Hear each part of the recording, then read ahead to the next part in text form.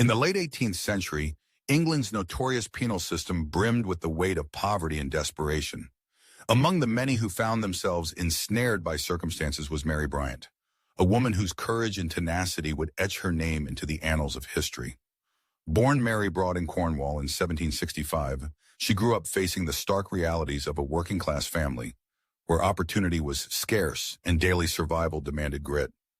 By her early 20s, hunger and hardship coerced her into theft, an act that would seal her fate when she was arrested for highway robbery, a capital offense at the time.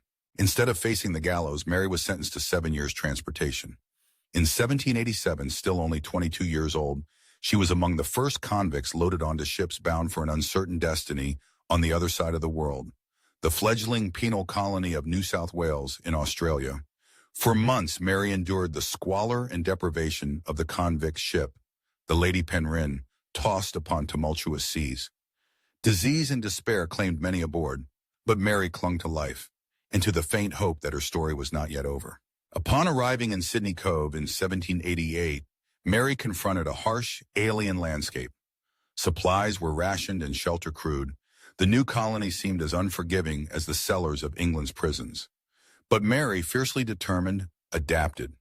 She married fellow convict William Bryant, a fisherman, and together the couple welcomed 2 children. Yet dreams of freedom never faded. When William, leveraging his skills, was put in charge of one of the colony's boats, a dangerous idea began to take shape. What followed would become one of the most daring escapes in colonial history. In 1791, seizing on a rare opportunity, Mary, William, their 2 children, and 7 other convicts set out in a small open boat.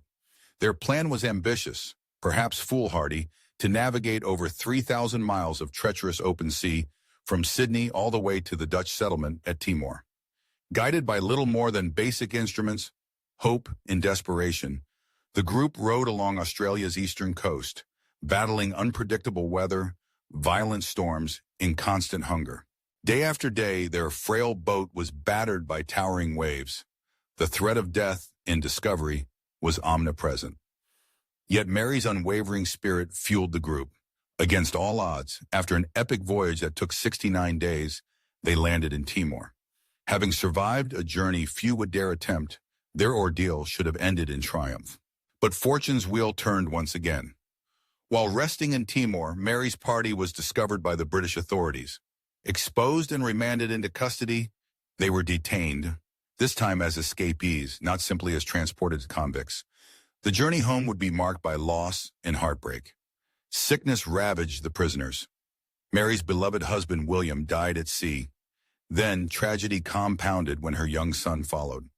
By the time she set foot in England once more, she was a widow and a bereaved mother. But still, she persisted. Mary Bryant's extraordinary journey did not go unnoticed. News of her remarkable tale gripped the public. Admirers, moved by her perseverance and the scale of her suffering, campaigned for her release. Among her supporters was the celebrated writer James Boswell, whose advocacy helped ensure she would not return to penal servitude. In the end, Mary Bryant received a royal pardon, her crimes overshadowed by the bravery and determination she had shown. Today, Mary Bryant's story endures as a testament to the resilience of the human spirit. Through hunger, grief, and unrelenting odds, she navigated an extraordinary path, not merely across the world's oceans, but through the stormiest depths of hope, fear, and courage. She reminds us that sometimes the strength to survive can turn the tide of fate, and the will to be free is stronger than any prison walls.